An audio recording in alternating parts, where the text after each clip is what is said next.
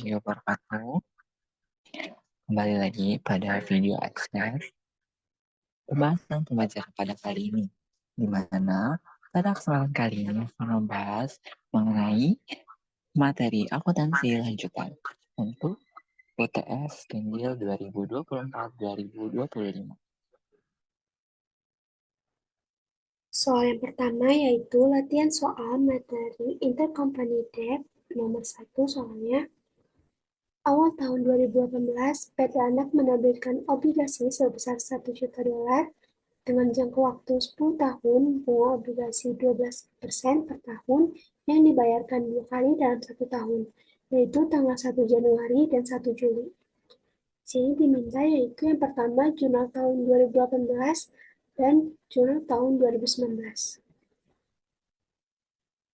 Oke, yang pertama kita catat jurnal untuk tahun 2018 ya terlebih dahulu. Di buku PT Induk sebagai pemberi obligasi, jurnal yang pertama yaitu mencatat investasi obligasinya, yaitu investment in PT Anak Bonds pada cash atau bank sebesar harga obligasinya yaitu 1 juta.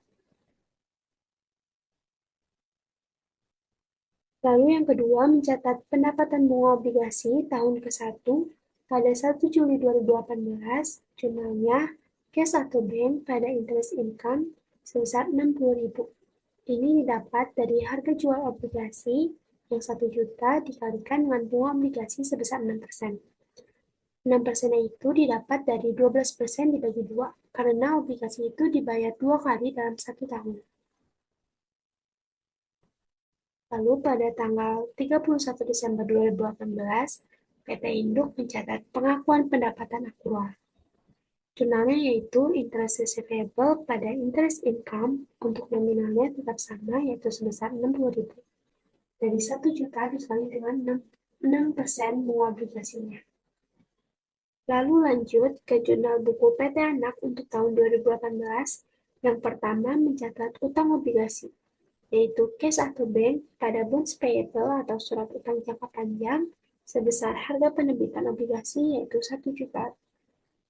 Lalu mencatat biaya bunga obligasi tahun ke-1 tanggal 1 Juli 2018, jurnalnya interest expense pada cash atau bank dengan nominal yang sama yaitu 60.000 dan pencatatan pengakuan beban akrualnya tanggal 31 Desember 2018, interest expense pada interest payable sebesar 60.000. Setelah itu, lanjut membuat jurnal eliminasi PT Induk di kertas kerja laporan keuangan konsolidasi. Yang pertama, mengeliminasi investasi obligasi dan utang obligasi, jurnalnya bonds payable pada investment in PT Anak Bond sebesar 1 juta, lalu mengeliminasi bunga yang diterima dan bunga yang dibayar, jurnalnya interest income di debit sebesar 120.000 didapat dari 60.000 ditambah 60.000, lalu interest payable di debit sebesar 60.000 didapat dari sini, kreditnya dipindahkan jadi di debit 60.000, lalu pada interest expense sebesar 120.000 dari 60.000 ditambah 60.000 interest expense dan interest receivable sebesar 60.000 dari sini. Setelah itu kita lanjut ke tahun kedua, yaitu jurnal di tahun 2019. Untuk pencatatan pendapatan bunga obligasi PT Induk dan pencatatan biaya bunga obligasi PT Anak di tahun kedua itu masih sama saja, jurnalnya dengan tahun pertamanya, yaitu tanggal 1 Juli 2019, ada cash atau bank pada interest income sebesar 60.000 dari 1 juta dikalikan dengan 6%, tanggal 31 Desember 2019 untuk mencatat pengakuan pendapatan aktual yaitu interest receivable pada interest income sebesar 60.000. Lalu di PT Anak untuk tanggal 1 Juli 2019 interest expense pada cash atau bank sebesar 60.000. Tanggal 31 Desember 2019 interest expense pada interest payable sebesar 60.000. Lalu untuk jurnal eliminasinya pada Induk pun masih sama, yaitu bonds payable pada investment in PT Anak Bond sebesar 1 juta, interest income sebesar 120.000, interest payable sebesar 60.000, pada interest expense sebesar 120.000, dan interest receivable sebesar 60.000. Lanjut di nomor 2, yaitu awal tahun 2018, PT Anak menerbitkan obligasi sebesar 1 juta dolar dengan tempo 10 tahun, bunga 12% per tahun, dan dibayar 1 Januari dan 1 Juli. PT Induk membeli obligasi PT Anak sebesar 900 dolar, diskon obligasi diamortisasi dengan metode garis lurus selama 10 tahun. Amortisasi dicatat bersamaan pencatatan beban bunga. Yang diminta yaitu jurnal tahun 2018 dan jurnal tahun 2019. Untuk jurnalnya di tahun pertama 2018, di PT Induk sebagai pembeli obligasi untuk mencatat investasi obligasi, yaitu investment in PT Anak Bonds pada cash atau banks sebesar 900.000 dari harga jual obligasinya. Lalu dalam mencatat pendapatan bunga obligasi tahun pertama, pada 1 Juli 2018 terdapat akun cash atau bank di debit sebesar 60.000. Ini didapat dari 1 juta dikalikan dengan 6%. Lalu investment in PT Anak Bond sebesar 5.000. Ini didapat dari harga nilai nominalnya yang 1 juta dikurangi dengan harga jualnya 900.000. Jadi 100.000 dibagi dengan 20. 20 ini dari 10 dikali 2. 10 tahun dikali 2. Jadi totalnya 5.000. Lalu pada interest income sebesar 65.000 dapat dari penambahan 60.000 ditambah dengan 5.000. Lanjut, untuk mencatat pengakuan pendapatan akrualnya di tanggal 31 Desember 2018, maka dimunculkan akun piutang bunga atau interest receivable sebesar 60.000 dan investment in PT Anak Bond sebesar 5.000 di debit, pada pendapatan bunga atau interest income di kredit sebesar 65.000. Untuk perhitungannya masih sama. Selanjutnya, untuk jurnal buku PT Anak, dalam mencatat utang obligasi, jurnalnya ada cash atau bank sebesar 900.000, lalu karena ada diskonto, maka kita munculkan akun diskon on bond payable, sebesar selisihnya nilai nominal dikurang harga jual, yaitu 1 juta dikurang dengan 900, jadi 100.000. Lalu pada bonds payable sebesar 1 juta. Lalu untuk biaya bunga obligasi tahun pertama pada PT Anak tanggal 1 Juli 2018 yang muncul adalah akun beban bunga atau interest expense sebesar 65.000 di debit. Untuk kreditnya yaitu akun diskon on bond payable sebesar 5.000 dan cash atau bank sebesar 60.000. Lanjut di tanggal 31 Desember 2018 pada pengakuan beban akrual yaitu interest expense sebesar 65.000 pada diskon on bonds payable sebesar 5.000 dan interest payable sebesar 60.000. Lalu untuk jurnal eliminasi PT Induk, yaitu dalam mengeliminasi investasi obligasi dan utang obligasi, jurnalnya bonds payables sebesar harga nominal yaitu 1 juta, pada investment in PT Anak Bond sebesar 910.000 didapat dari penjumlahan 900.000 harga jualnya ditambah dengan 5.000 ini dan juga 5.000 ini. Totalnya 910.000. Lalu dan diskon on bonds payable sebesar 90.000. Jadi selisih 1 juta dikurangi 910.000. Lalu dalam mengeliminasi bunganya, ada interest income sebesar 130.000 didapat dari 65.000 ditambah 65.000 interest income-nya. Lalu interest payable sebesar 60.000 dipindahkan dari kredit ke debit. Ada interest expense sebesar 130.000 didapat dari sini. Dan interest receivable sebesar 60.000. Lanjut di tahun kedua, pada jurnal tahun 2019, pencatatan pendapatan bunga obligasi tahun kedua PT Induk dan pencatatan biaya bunga obligasi tahun kedua PT Anak masih pula sama dengan tahun sebelumnya, yaitu di PT Induk pada tanggal 1 Juli 2019 terdapat jurnal cash atau bank di debit sebesar 60.000 investment in PT Anak Bond sebesar 5.000 pada interest income sebesar 65.000.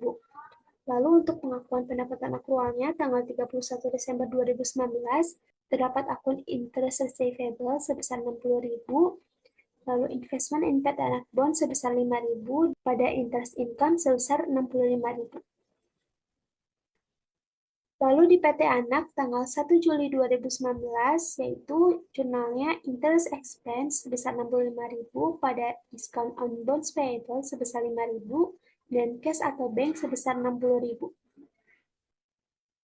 Untuk tanggal 31 Desember 2019, untuk pengakuan beban aktualnya, interest expense sebesar 65.000 pada discount on bond payable sebesar 5.000 dan interest payable sebesar 60.000. Setelah itu, di jurnal eliminasi PT Induknya, yaitu bonds payable sebesar 1 juta pada investment in PT Anak Bond sebesar 920.000, ini didapat dari 910 dari investasi jurnal eliminasi tahun pertama ditambah dengan 5.000 investasi di 1 Juli dan 5.000 investasi di 31 Desember. Totalnya 920.000. Dan diskon on bonds payable sebesar 80.000, yaitu selisih dari 1 juta dikurangi 920.000. Lalu pada interest income sebesar 130.000 di debit, dapat dari interest income 65.000 ditambah 65.000, lalu interest payable sebesar 60.000 dipindahkan dari sini, pada interest expense sebesar 130.000 dan interest receivable sebesar 60.000. Baik, untuk selanjutnya, yaitu soal nomor 3. Pada tahun 1 Januari 2018, PT Anak menerbitkan obligasi sebesar 1 juta dolar dengan jangka waktu 10 tahun dengan bunga 12%.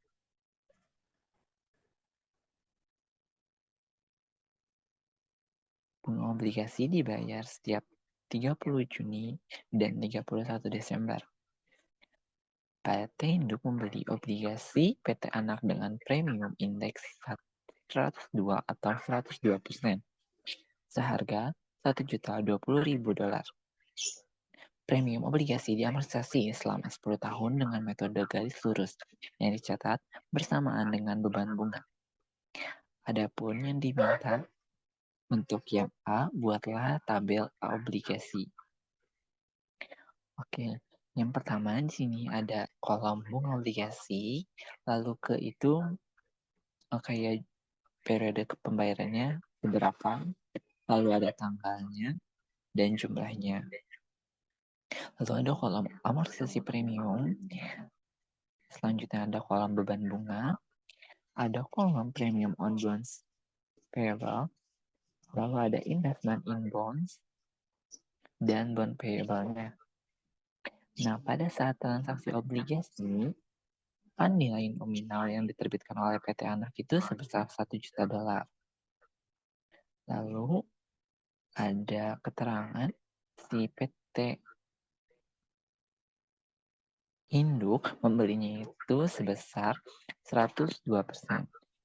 Yaitu maka si 102% dikalikan dengan 1 juta dolar, hasilnya jadi 120.000 dolar. Lalu maka ada selisihnya antara si nilai nominal dengan si harga pembelian oleh induk. Jadi ini disebutnya dengan premium. Lalu dalam tabel obligasinya itu karena si periode pembayarannya itu masih tahun 2 kali, yaitu pada tanggal 30 Juni dan 31 Desember. Sehingga pada tanggal 30 Juni 2018, yaitu bunga obligasinya sebesar 60.000, yaitu hasil dari si 6/12, yaitu karena kan dia periodenya setahun 2 kali, yaitu maka 6/12, yaitu 6 bulan sekali lah kalau misalkan diibaratkan, karena tahun itu 2 kali, jadi 6/12 dikalikan dengan 12%, yaitu 12% si bunga per tahunnya. lalu dikalikan dengan nilai obligasinya sebesar 1 juta. Maka bunga obligasinya itu sebesar 60.000. Lalu untuk amortisasi premiumnya, kan keterangan di awal dalam jangka waktu 10 tahun, sedangkan si periode pembayarannya itu setahun 2 kali. Jadi si amortisasinya maka akan diakui sebagai 20 kali. Yang dimana si premiumnya kan sebesar 20.000 dan periode pembayarannya itu 20 kali. Jadi 20.000 si 20.000 dibagi 20 sama dengan 1.000. 1.000 itu per setiap periode pembayaran. Maka beban bunganya itu sebesar 59.000. Hasil dari si 60.000 dikurangi 1.000. Jadi 59.000. Lalu untuk premium on bond-nya di akhir 30 Juni 2018 yaitu kan di awal periode itu sebesar 20.000. Lalu di 30 Januari diamortisasi sebesar 1.000.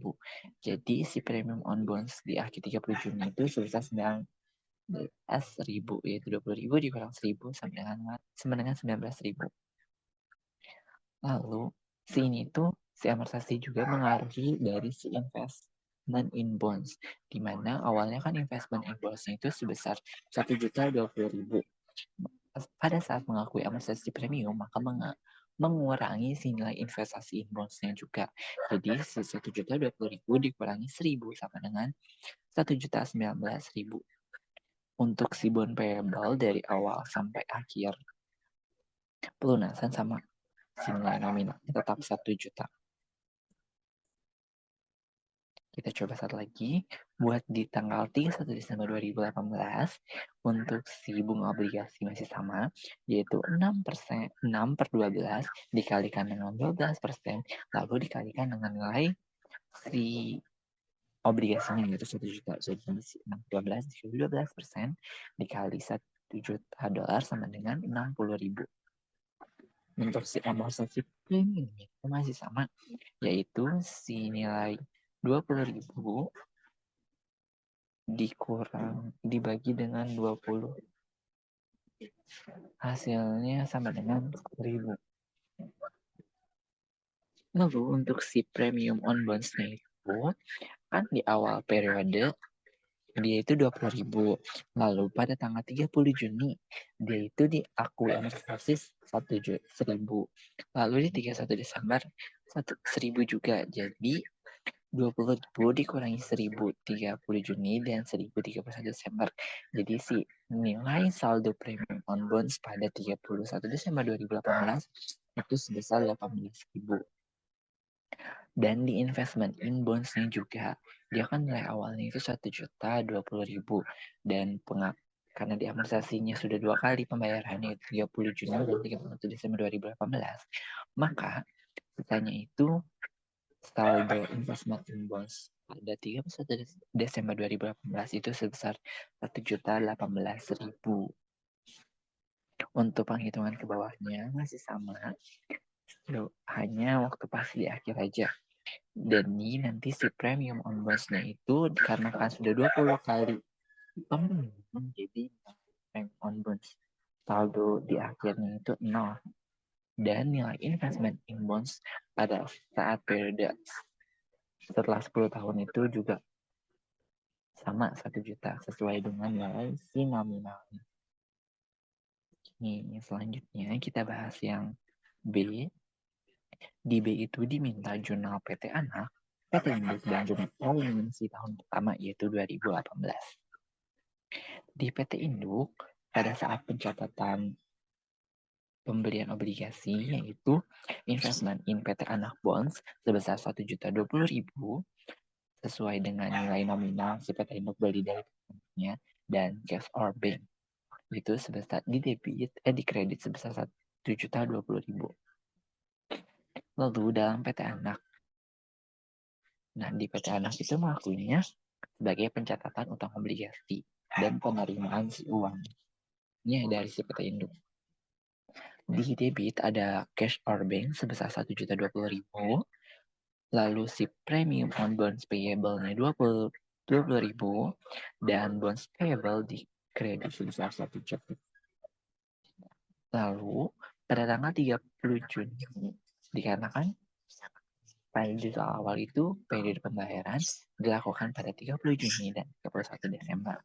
Maka di 30 Juni si PT Induk mengakui pendapatan bunga yang diterima dari PT Anak. Hasil hitungannya itu si jurnalnya cash for bank di debit, yaitu penerima kas atau di bank sebesar 60.000, lalu investment in PT Anak Bonds di kredit sebesar 1.000 itu dia untuk mengurangi si saldo investasi karena mengakui si amortisasi. Lalu ada interest income yaitu sebagai pendapatan bunga. Dikarenakan menerimanya 60.000 dan amortisasinya 1.000 mengurangi si investment, maka pendapatan bunga yang diambil oleh si PT Induk sebesar 59.000.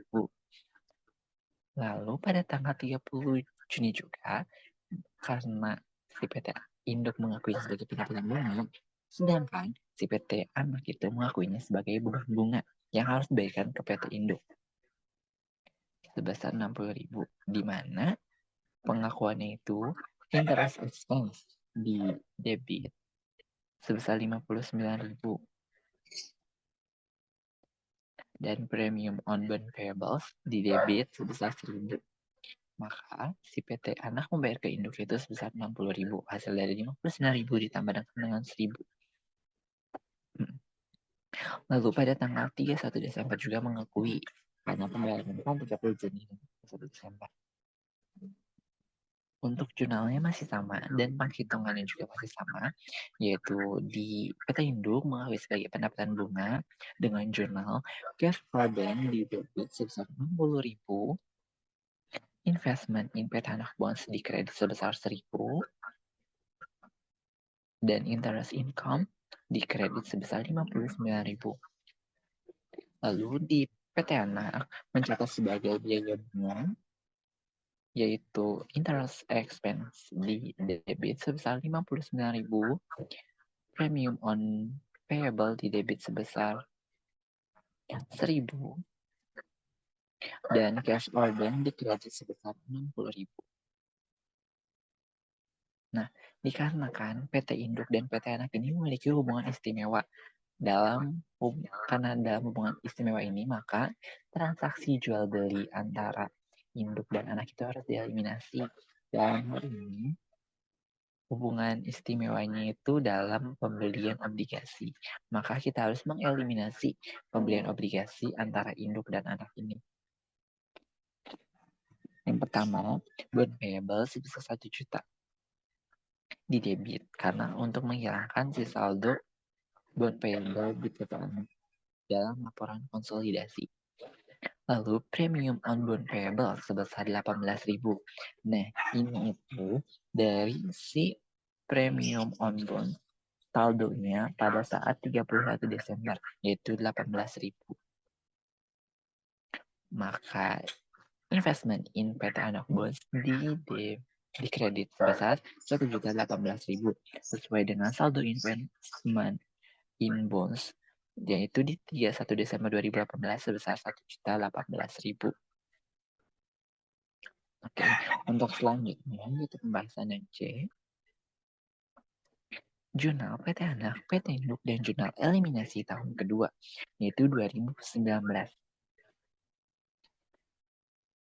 Untuk PT Induk masih sama, yaitu mengakui pencatatan pendapatan, dan PT Anak mengakui sebagai pencatatan biaya bunga.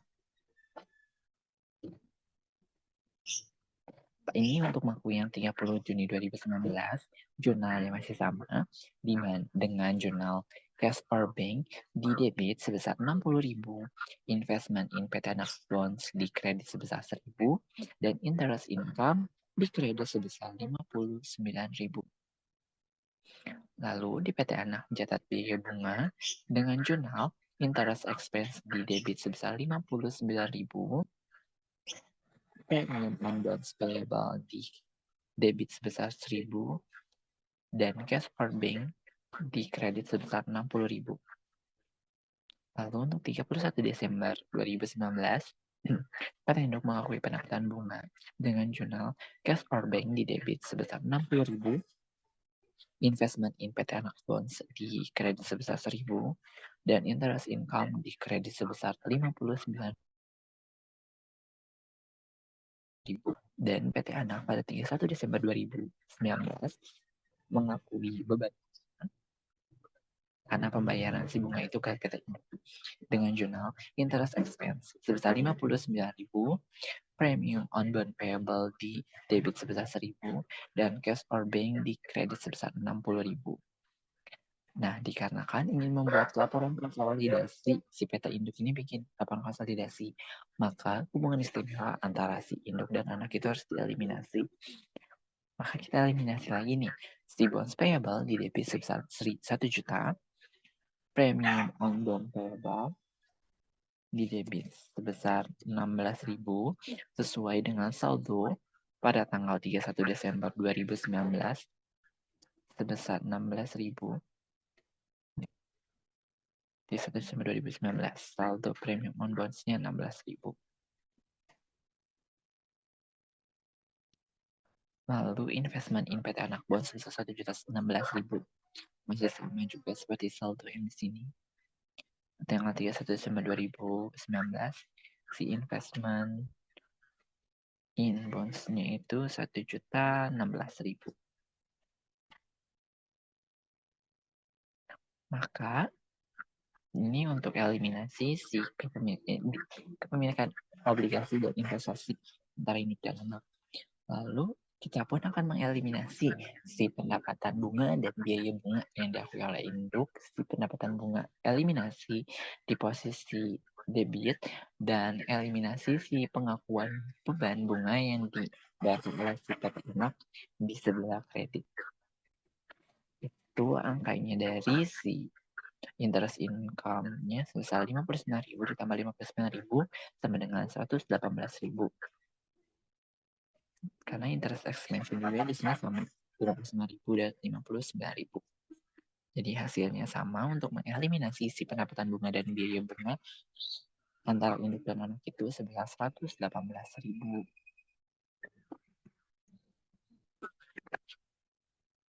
Oke. Selanjutnya kita akan membahas soal nomor 4. Soalnya itu, pada 1 Januari 2018, PT Anak menerbitkan obligasi dengan nilai nominal 1 juta US dollar dengan jangka waktu 10 tahun. Bunga 12% per tahun yang dibayar setiap 30 Juni dan 31 Desember. Investor tidak terafiliasi atau non-afiliasi membeli obligasi dari PT Anak pada indeks harga 102, itu premium, atau bisa juga disebut dengan 102%. Pada akhir tahun, 31 Desember 2018, PT Induk membeli obligasi tersebut dari PT non-afiliasi seharga 910.000 US dollar. PT Induk dan PT Anak mengamortisasi diskon dan premium obligasi dengan metode garis lurus. Diminta buat jurnal transaksi dan eliminasi pada tahun ke-1 yaitu 2018 dan tahun kedua 2019. Jadi untuk yang pertama itu kita akan menjurnal di tahun 2018 terlebih dahulu. Oke, kita mulai dari 1 Januari 2018 di PT Anak. Dikarenakan pada 1 Januari di tahun 2018 awal itu, PT Anak menerbitkan obligasi untuk si PT non-afiliasi. Dengan jurnalnya itu, karena kita menerima uang, jadi cash or bank sebesar 1 juta 20, mohon maaf, jadi jurnalnya itu cash or bank sebesar 1.020.000, yaitu hasil dari si 1 juta dikalikan dengan si 102%. Hasilnya jadi 1.020.000. Sama dengan 1 juta dikalikan dengan 102%. Hasilnya jadi 1.020.000.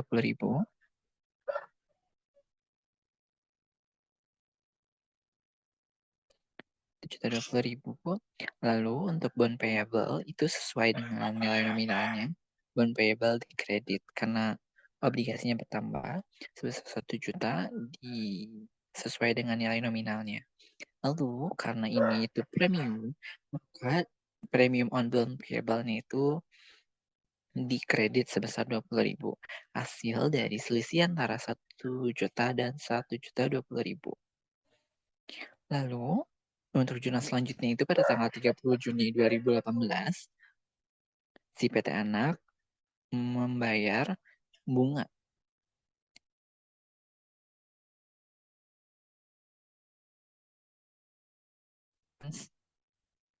jurnalnya itu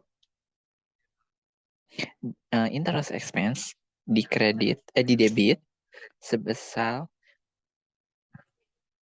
59.000,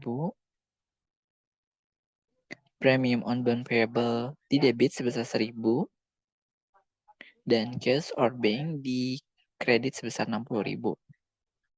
Oke, angka-angkanya dari mana sih? Jadi kita dari si cash or bank-nya dulu 60.000. Kita membayar 60.000 dari si 1 juta.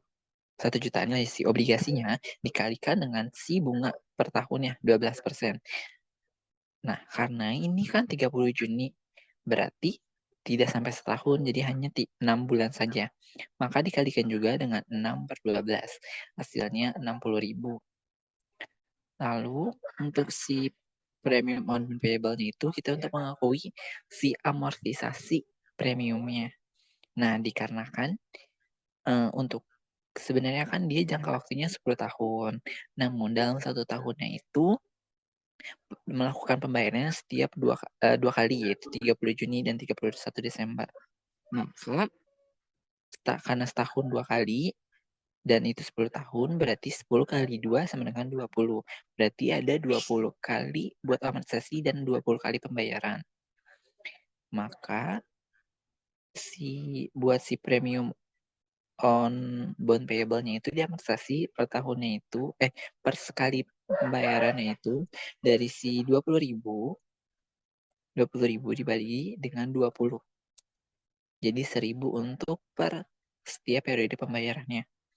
Lalu untuk interest expense-nya itu hasil dari selisih antara 60.000 dan 1.000. Oke, lanjut.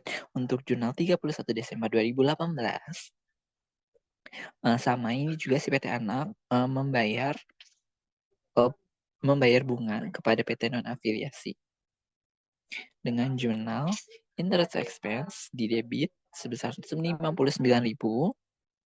premium on bond payable di debit sebesar 1.000, dan cash or bank di kredit sebesar 60.000.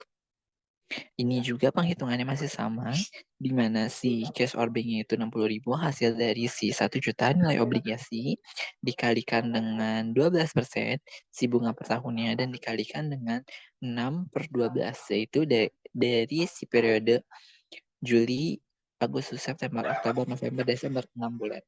6 per 12, jadi hasilnya 60.000.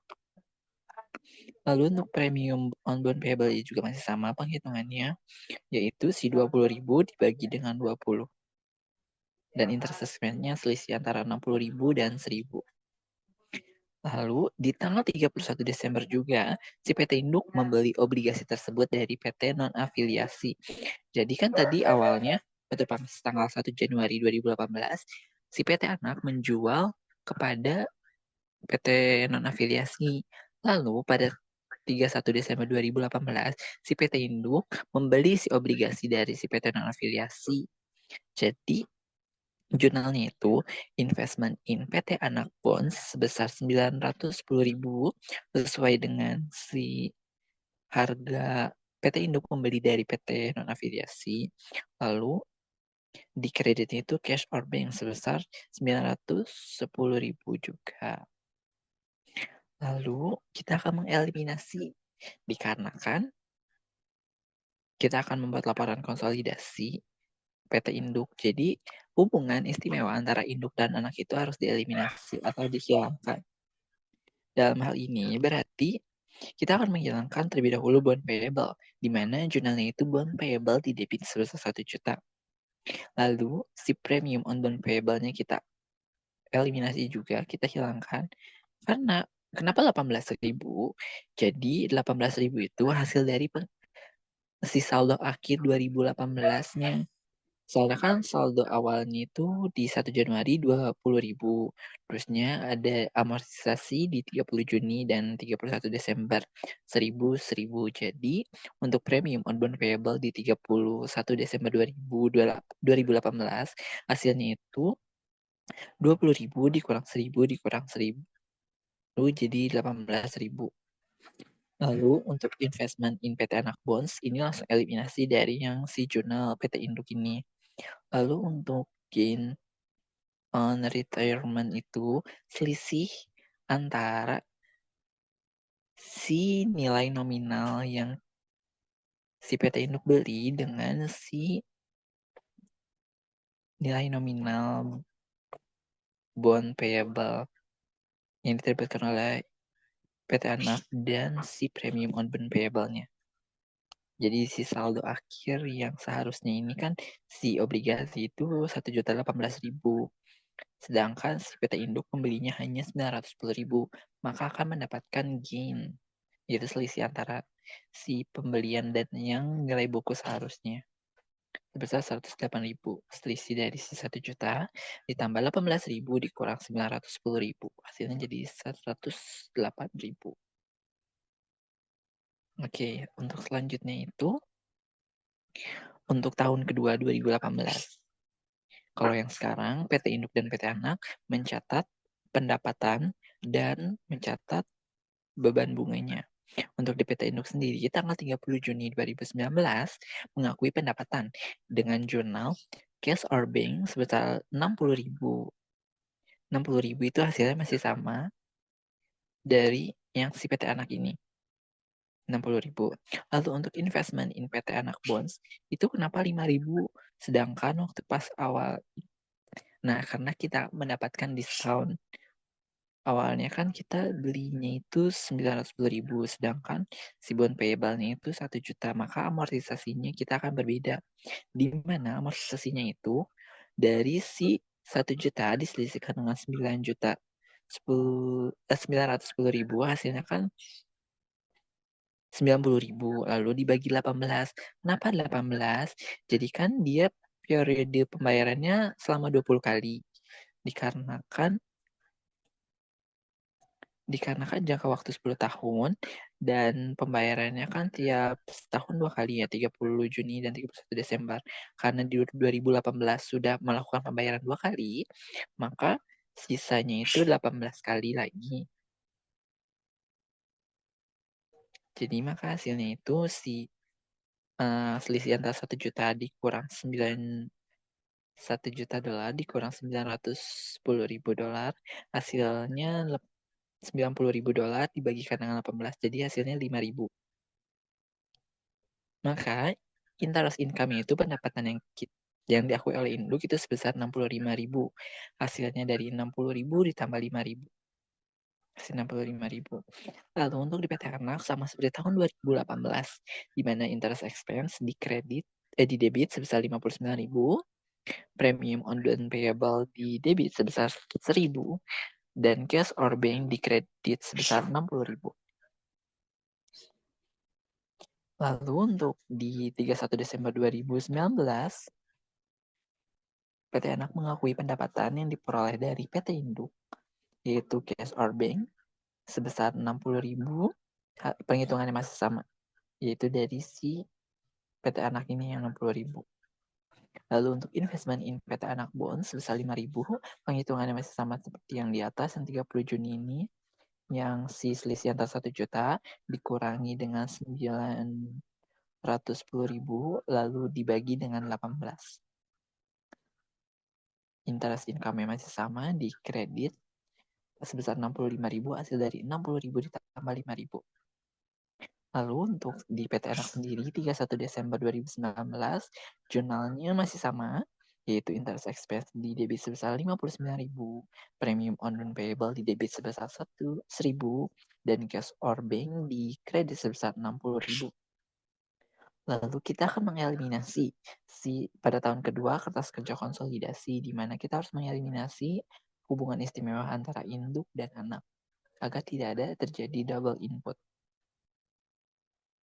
Jurnalnya itu bonds payable di debit sebesar 1 juta, kita mengeliminasi si nilai obligasinya, lalu premium on bond payable-nya yang diakui oleh anak 16.000. 16.000 itu hasil dari terakhir kan yang saldo di tahun 2018 kan 18.000. Lalu di tahun 2019 dikurangi lagi 2.000, jadi 18.000 dikurang 2.000 sama dengan 16.000. Lalu kita akan mengeliminasi si pendapatan, karena pendapatan bunga dan beban anak ini harus dihilangkan.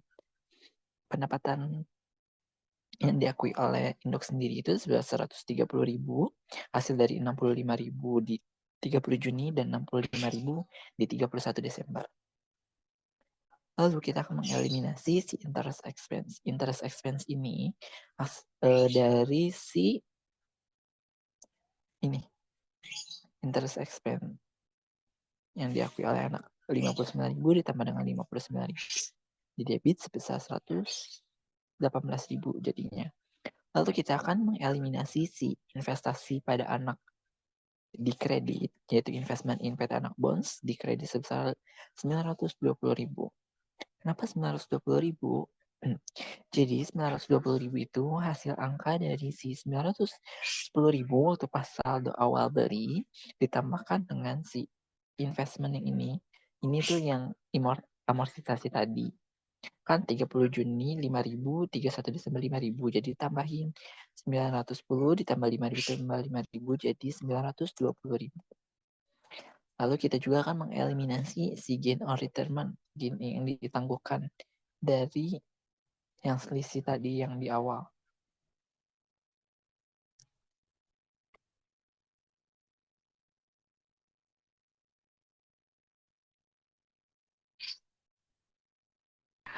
Oke, sekarang kita akan memasuki soal mengenai akuntansi valuta asing. Yang pertama itu soalnya ada pada 10 Februari 2021, PT AA mengimpor mesin dari ZZ Corp USA seharga $100.000. Jatuh tempo pembayaran 10 Maret 2021 dengan kurs spot 10 Februari 2021 sebesar Rp14.000. Kurs tanggal 10 Maret 2021 sebesar Rp14.500. Diminta jurnal pembukuan PTA atas transaksi. Untuk yang pertama itu ada jurnal pembelian mesin pada tanggal 10 Februari 2021. Untuk debit itu terdapat mesin sebesar 1.400.000. Kredit terdapat utang dagang sebesar 1.400.000. Ini didapatkan dari harga mesin tersebut $100.000 dikalikan dengan kurs spot pada saat pembelian itu terjadi, yaitu Rp14.000. Lalu jurnal yang kedua itu ada jurnal pembayaran hutang tanggal 10 Maret 2021. Untuk debitnya terdapat hutang dagang sebesar Rp1.400.000. Ini itu didapatkan dari jurnal pembelian sebelumnya. Lalu ada rugi selisih kurs itu sebesar 50 juta. Ini didapatkan dari 1.450.000 dikurangi dengan 1.400.000. Karena kurs tersebut mengalami peningkatan kurs USA-nya dan penurunan nilai rupiah, karena itu terdapat rugi selisih kurs, di mana kita harus mengeluarkan uang lebih untuk membayar mesin tersebut. Lalu di kredit itu terdapat kas sebesar Rp1.450.000. Ini didapatkan dari harga mesin, yaitu $100.000 kali dengan kurs pada tanggal pembayaran tersebut, yaitu Rp14.500. Lalu sebaliknya, jika PT AA mengekspor mesin ke ZZ Corp USP seharga $100.000, jatuh tempo pembayaran 10 Maret 2021, per spot 10 Februari 2021 sebesar 14.000, kurs tanggal 10 Maret 2021 sebesar Rp14.500, diminta jurnal pada pembukuan PTA atas transaksi. Yang pertama itu ada penjualan mesin tanggal 10 Februari 2021. Untuk jurnal debit terdapat piutang usaha sebesar Rp1.400.000 pada sales sebesar Rp1.400.000. Ini itu didapatkan dari harga mesin tersebut $100.000 dikali dengan kurs spot pada tanggal 10 Februari, tanggal penjualan mesin terjadi, yaitu Rp14.000. Lalu yang kedua itu ada jurnal pembayaran 10 Maret 2021. Untuk jurnalnya di debit terdapat cash atau bank sebesar Rp1.450.000 didapatkan dari harga mesin $100.000 dikali dengan kurs tanggal 10 Maret 2021, yaitu Rp14.500. Lalu di kreditnya terdapat laba selisih kurs, yaitu Rp50 juta didapatkan dari piutang usaha. Selisih piutang usaha dan cash atau bank yang harus dibayarkan. Karena kurs tersebut mengalami peningkatan dan nilai rupiah mengalami penurunan, maka ketika kita mengekspor suatu barang, kita akan mengalami laba selisih kurs, di mana kita akan mendapatkan uang yang lebih banyak karena terjadinya selisih kurs. Oke. Lalu di kredit juga ada piutang usaha sebesar Rp1.400.000. Ini didapatkan dari jurnal penjualan sebelumnya.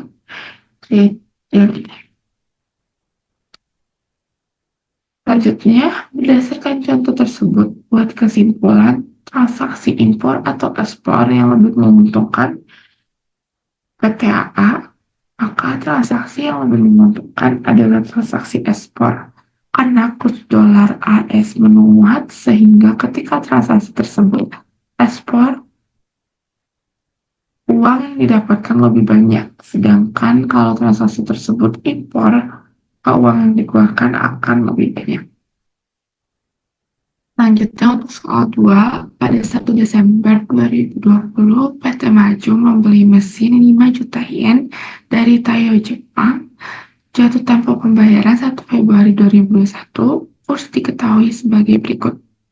Kurs spot 1 Desember 2020, 1 yen itu senilai Rp135. Kurs neraca 31 Desember 2020, 1 yen senilai Rp134, dan kurs pada tanggal pembayaran 1 Februari 2021, 1 yen senilai Rp137. Diminta jurnal transaksi pada pembukuan PT Maju jika A. di kontrak disepakati menggunakan yen, B. kontrak dalam rupiah Rp675 juta. Oke, kita pertama akan mencatat untuk jurnal tanggal 1 Desember 2020 ketika pembelian mesin tersebut terjadi. Jika dalam kontrak yen itu jurnalnya adalah di debit ada mesin sebesar Rp675 juta, pada hutang dagang sebesar Rp675 juta, ini didapatkan dari 5 juta dikali 135 atau nilai kurs yang berlaku pada tanggal 1 Desember. Lalu dalam kontrak rupiah itu dia sama jurnalnya seperti kontrak dalam yen. Lalu kita akan mencatat jurnal pada tanggal 31 Desember 2020 ketika pelaporan neraca untuk kontrak dalam yen itu di debit ada hutang dagang sebesar 5 juta pada laba transaksi falas sebesar 5 juta rupiah. Ini didapatkan dari harga mesin 5 juta yen dikali selisih kurs pada tanggal 31 Desember dan 1 Desember 2020 yaitu Rp135 dikurang Rp134. Lalu kalau dalam kontrak rupiah itu tidak ada jurnal karena kita tidak perlu menghitung atau menjurnal perubahan dari kurs atau selisih kurs. Lalu kita akan menjurnal pada untuk tanggal 1 Februari 2021 itu adalah jurnal untuk pembayaran. Tapi ketika perusahaan itu tidak memiliki cadangan yen dalam saatnya, maka ia akan membeli kepada bank untuk jurnalnya itu atau bank asing pada cash atau bank sebesar 685 juta. Ini didapatkan dari 5 juta dikali kurs yang berlaku pada tanggal 1 Februari 2021 yaitu Rp137.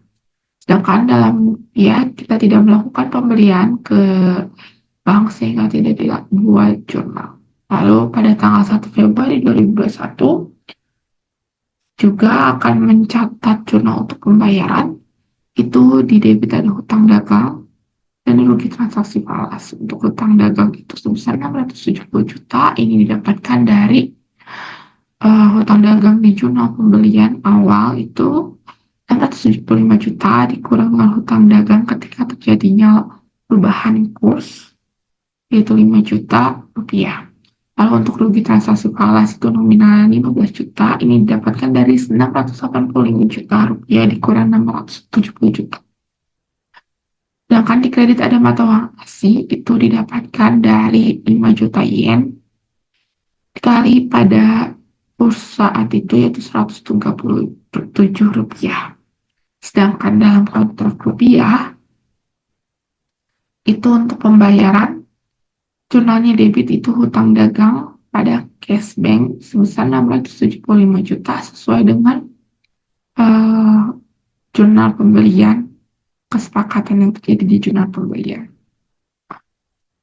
Oke, selanjutnya kita akan mengerjakan soal nomor 3. Pada 1 Oktober 2001, di AS membeli persediaan barang dagangan dari Tokyo Industri senilai 2 juta yen, transaksi dalam yen. Untuk memitigasi resiko kerugian kurs, perlu menandatangani kontrak hedging forward berjangka 180 hari dengan bank XDAS. Jangka waktu kontrak hedging sama dengan jatuh tempo hutang tanggal 1 April 2000 X2. 6 bulan atau 180 hari sejak transaksi. Informasi kurs USD per yen adalah sebagai berikut. Teman-teman dapat melihat yang di soal yang dibagikan atau dapat mempause video ini. Lalu diminta buat jurnal transaksi pada pembukuan pada tanggal 1 Oktober, 31 Desember, dan 1 April. Jadi ketika perusahaan itu melakukan forward hedging kontrak itu, maka perusahaan harus membuat 2 jurnal, yaitu jurnal transaksi ekspor atau impor dan jurnal untuk transaksi kontrak hedging dengan bank. Jurnal impor itu mencatat adanya kewajiban perusahaan untuk membayar dalam mata uang asing, sedangkan jurnal hedging mencatat tindakan perlindungan yang diambil perusahaan terhadap fluktuasi nilai tukar untuk kewajiban tersebut dan membantu memastikan bahwa dampak perubahan nilai tukar tidak mempengaruhi secara langsung laporan keuangan perusahaan. Dengan adanya kedua jurnal ini, perusahaan bisa memberikan gambaran yang lebih akurat tentang posisi keuangan dan resiko yang dihadapi terkait dengan transaksi internasionalnya. Jadi untuk di sini jadi ada 2 jurnal teman-teman, jurnal impor dan jurnal hedging. Lalu kita akan mencatat untuk tanggal 1 Oktober itu ketika transaksi tersebut terjadi. Di jurnal impor itu di debitnya ada inventory pada account payable sebesar 14.000 US dollar. Ini itu didapatkan dari 2 juta yen dikali 0,007 yaitu kurs yang berlaku pada tanggal 1 Oktober. Lalu pada jurnal hedging, di debitnya terdapat FC atau forward contract receivable from Bank X pada USD payable to Bank X sebesar 15.000 US dollar. Ini didapatkan dari 2.000 yen dikali 0,0075, yaitu kurs forward yang berlaku pada tanggal tersebut. Lalu kita akan mencatat untuk jurnal pada tanggal 31 Desember, yaitu ketika pelaporan neraca. Untuk jurnal import, di debitnya terdapat FC transaction loss pada account payable, yaitu sebesar 20.000. Itu didapatkan dari 2 juta dikali selisih kurs tanggal 31 Desember dan 1 Oktober, sehingga didapatkan 20.000 dolar. Lalu kenapa di sini jadi transaction loss atau kerugian akibat selisih kurs? Itu dikarenakan terjadinya peningkatan nilai mata uang yen di sini, sehingga menyebabkan perusahaan harus membayar dengan nilai nominal yang lebih tinggi dibandingkan ketika transaksi itu terjadi.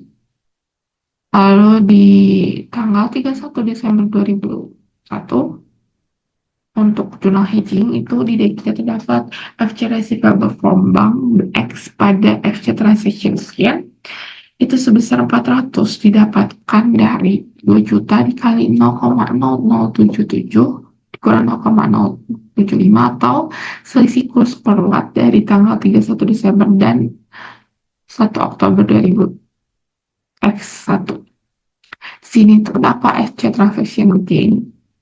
Itu karena ketika kurs tersebut mengalami kenaikan, nilai mata uangnya yen itu mengalami kenaikan, maka di sini perusahaan akan mendapatkan keuntungan jika melakukan kontrak forward hedging, karena usaha tidak perlu membayar lebih dari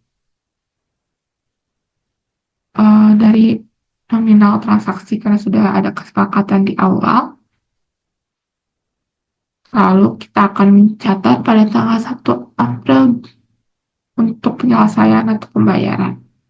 Di sini kita akan mencatat untuk selisih kursnya terlebih dahulu, yaitu di debit ada account payable pada FC transaction gain sebesar 800 dolar didapatkan dari 2 juta yen dikali dengan selisih kurs spot 1 April dan 31 Desember. Di sini tuh gain karena terjadinya penurunan nilai mata uang yen, sehingga si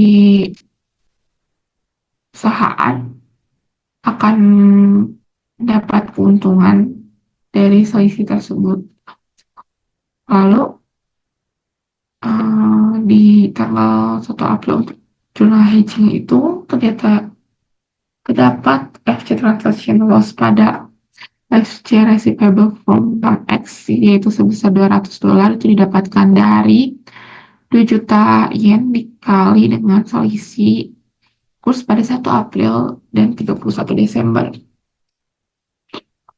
Sini tuh loss karena ketika perusahaan